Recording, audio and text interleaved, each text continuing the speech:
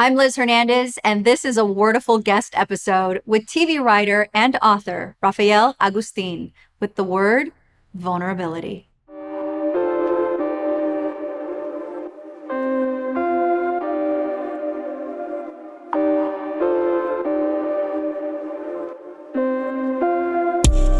So growing up, I was a very all-American, oblivious, happy little kid. But by the time I got to high school, I started applying to go to college and getting my driver's license. And that's when I discovered that I was undocumented. And it was such a crazy, end of the world comet hitting my frosted tipped head at the time, because I grew up watching Friends and Saved by the Bell, and I didn't know how to react to the news because there was no episode of Saved by the Bell where Zach gets deported.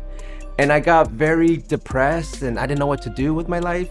And that's when my mom gave me that pep talk where she was like, because I asked her, I was like, why did you tell me this truth about our legality? And she said, we didn't want you to grow up feeling different because dreams should not have borders. So that really changed my life, and I started to try to see myself as an American kid.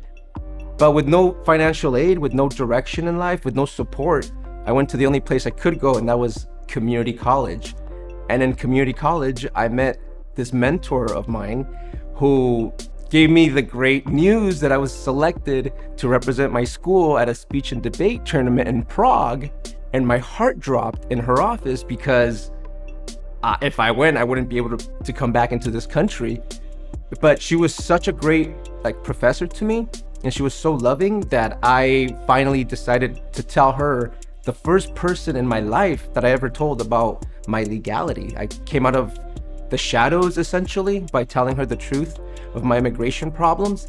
And the way she reacted, how loving she was, how supportive she was, it truly changed my life. And she showed me in that moment that I shouldn't be ashamed and that I shouldn't be scared.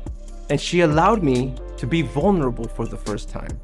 So after all of these years, looking back as an adult now, I realized that my superpower was my vulnerability, because vulnerability is what makes great art, and vulnerability is what makes great storytellers. And believe it or not, even as a CEO, vulnerability made me a better leader, because it took me a long time to realize that it's okay to say, I don't know, to the people who report to you, or to say, hey, let's find out together. So that's why I chose vulnerability, because to me, the definition of vulnerability is power.